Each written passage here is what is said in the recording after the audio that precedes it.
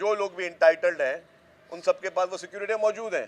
तो ये जो झूठा प्रोपेगेंडा एक मरतबा फिर शुरू किया गया और फिर लोगों को गुमराह करने की कोशिश की गई, तो इन लोगों का मकसद है कि इस वाक़े को किस तरह इनकैश किया जाए।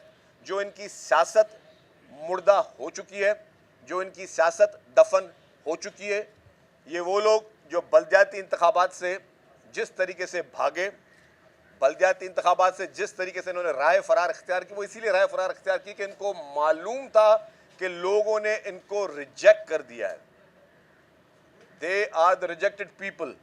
तो वो रिजेक्टेड जमात जो है वो अब वो उनको और तो कोई सियासत का मौका नहीं मिल रहा था, तो बोला इससे इस वाक़े से किस तरीके से इनकैश किया जाए। वहाँ पे मासूम लोग जल रहे थे, इनको अपनी सियासत की पड़ रही थी। वहाँ पे मासूम लोग अपनी ज़िंदगी और मौत की बाजियाँ लड़ रहे थे, इनको अपनी सियासत की पड़ी हुई थी। और आज भी ये प्रोपेगेंडा, ये झूठा प्रोपेगेंडा उसी साजिश का हिस्सा है।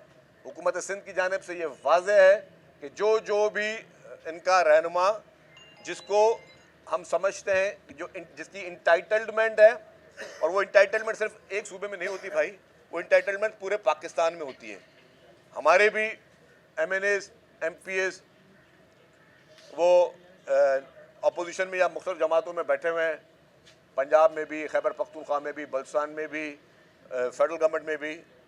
तो जहाँ जहाँ पे उनको जो ट्रीटमेंट मिलती है, तो डेफिनेटली वही ट्रीटमेंट यहीं पे भी मिलेगी, यहाँ पे भी मिलेगी ना। और हम ये तो बता रहे हैं कि जिस हुकूमत के आप वफाकी वजीर हैं, उस हुकूमत ने जितनी आपको सिक्योरिटी दी हुई है उससे ज़्यादा की सिक्योरिटी हमने आपको दी हुई है।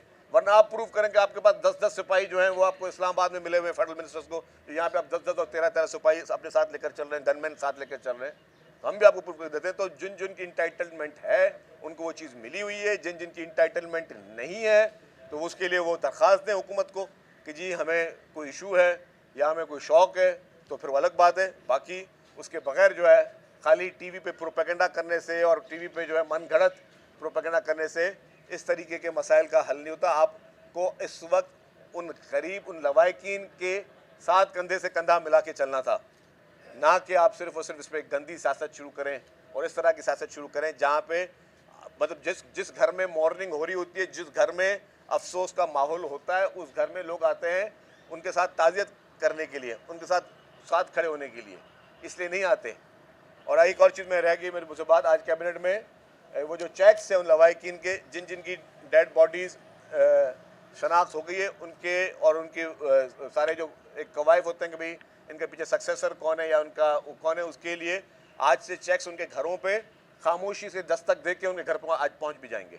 जिन जिन की शनाख्तें हो रही हैं उनके घरों पे वो जो कॉम्पनसेशन है, अगेन कि this is not a price of any buddies life, लेकिन उनको जो भी हुकूमत ने फैसला किया उनके घरों पे दस्तक देकर ये भी कहा गया कि जी उनको किसी दफातर में नहीं बुलाया जाएगा, उनके लिए कोई सेरेमनीज नहीं होंगी, उनके घरों पे नॉक करके उनको जो है हम वो चेक्स उनके घरों पे हमारे वुज़रा या हमारे ज़िम्मेदारान जो हैं वो जाके उनको दे के आएंगे, ताकि उनके साथ हम जो है इस मुश्किल घड़ी में खड़े हों। ना कि उन लोगों की तरह जो सिर्फ़ और सिर्फ नफ़रत की सियासत करना चाहते हैं, ना कि उन लोगों की तरह जो सिर्फ़ और सिर्फ इस शहर को और इस मुल्क को इंतशार के लिए ढकोना चाहते हैं। और वो लोग जिन्होंने इस शहर को हमेशा बैड न्यूज़ रहे हैं, उस शहर के लिए, इस शहर की मईशत के लिए ये लोग बैड न्यूज़ रहे हैं, इस शहर के लोगों की जान और माल के लिए ये लोग बैड न्यूज़ रहे हैं, और इस पूरे मुल्क के लिए ये लोग बैड न्यूज़ रहे हैं। आज वो फिर इस चीज़ पे अपनी सियासत को, अपनी मुर्दा सियासत को जगाने की कोशिश कर रहे हैं, तो उसकी हम मज़म्मत करते हैं उनके इस झूठे बयानिया की। अच्छा चंद्रजीत साहब ये बताएं कि ये सिक्योरिटी मुख्तसरी कर रहा हूँ, ये सिंध में जो है वो खाली सिक्योरिटी क्यों ये मुंतखब नुमाइंदों को, MPs MNAs को दी जाती है, दीगर सूबों में तो इतने ठाट बाट इनके नहीं है? बिल्कुल आपने सही बात कही। मैंने कहा कि हमारे बड़े बड़े लीडरान जो कि MNAs हैं, बड़े बड़े लीडरान जो कि हमारे जो भी रुकन असम्बली हैं वो पंजाब में भी हैं, सारे खैबर पख्तूनख्वा में भी हैं, और MNAs हमारे फेडरल गवर्नमेंट में भी हैं, मतलब सॉरी इस्लामाबाद में भी हैं। तो वहाँ पे उनको जो मराहत हैं उस तरह की मराहत ये हमसे एक्सपेक्ट करें। फरमाइशी प्रोग्राम जो है वो मेरे ख्याल से वो नहीं चलेगा। सब एक बड़ा सान्या है, 80 से ज़ायद लोग जो है ना वो मारे गए हैं। जुडिशल इंक्वायरी में क्या कबाहत है, मतलब कोई कोई मुश्किलात पेश आ रहे हैं सिंध हुकूमत को, क्यों जुडिशल इंक्वायरी नहीं करा रहे? हालांकि अपोजिशन जमातों का एक ही मुतालबा फिर है। आपने सवाल किया, मैं जवाब दे दूं। कोई कपाहत नहीं है, कोई बड़ी बात नहीं है। अब मैंने अभी आपको कहा कि काबीना ने एक 5 रुकनी कमेटी चीफ मिनिस्टर की सरबराही में बना दी। रिपोर्ट बहुत जल्द आ जाएगी। रिपोर्ट आने के बाद चीफ मिनिस्टर साहब और वो सब कमेटी डिसाइड करेगी कि इस रिपोर्ट पे क्या एक्शन होना चाहिए। अगर हम समझेंगे कि मज़ीद इंक्वायरी की ज़रूरत है तो जुडिशल कमीशन भी बना देंगे बग़ैर किसी जो है उससे कि जी किसी हिचकिचाहट से वो बन जाएगी। मतलब हुकूमत की जो कमेटी के पास रिपोर्ट आएगी, कमेटी उसको असेस करेगी। अगर हम समझते हैं कि उसमें सारे मौक़ात पूरे हैं तो ठीक है, बिस्मिल्लाह, उसी कमेटी को हम करेंगे फाइनल। अगर हम समझते हैं कि इस कमेटी की रिपोर्ट पे जो है अगर कोई हम मुतमईन नहीं होंगे या हम समझते हैं कि जिसको मज़ीद बेहतरी की गुंजाइश है तो जुडिशल कमेटी बनाई जा सकती है। जी सर, ये बताएं कि और वो हुकूमत खुद अपनी इमा पे काबीना की और हुकूमत की जो मैंडेट दिया हुआ है उसी पे हुकूमत बनाएगी, किसी के कहने पे नहीं बनेगी। शर्जील साहब ये बताएं कि एक पीटीवी के एंकर ने सिंध के बारे में कुछ बोला था, आपने मजम्मत की, पीटीवी ने उसे निकाल भी दिया था।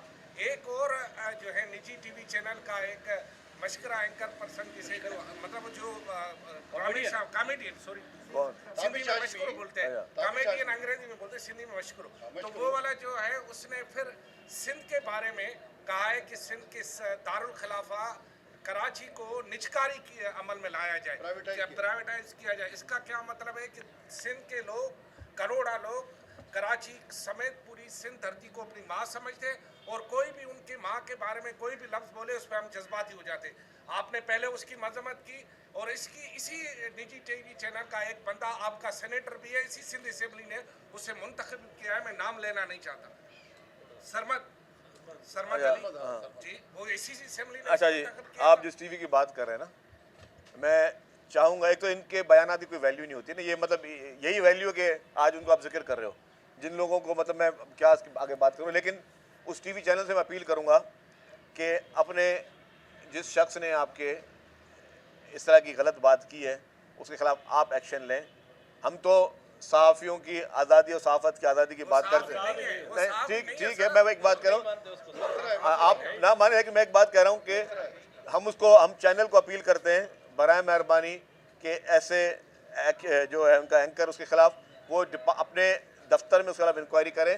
बाकी इस तरह जो भी गुफ्तगू करता है, मैं समझता हूँ कि वो कम अकल है, बेवकूफ़ है, जो कि ना कभी कानून पढ़ा है, ना कभी उन्होंने कोई चीज़ पढ़ी है इस तरह की, ना तारीख कभी पढ़ी है, ना उनको सिंध की जोग्राफ़ी का कुछ अमल में है कि सिंध की कितनी पुरानी जोग्राफ़ी। और सिंध जो है वो सूबा है जिसने पाकिस्तान बनाया।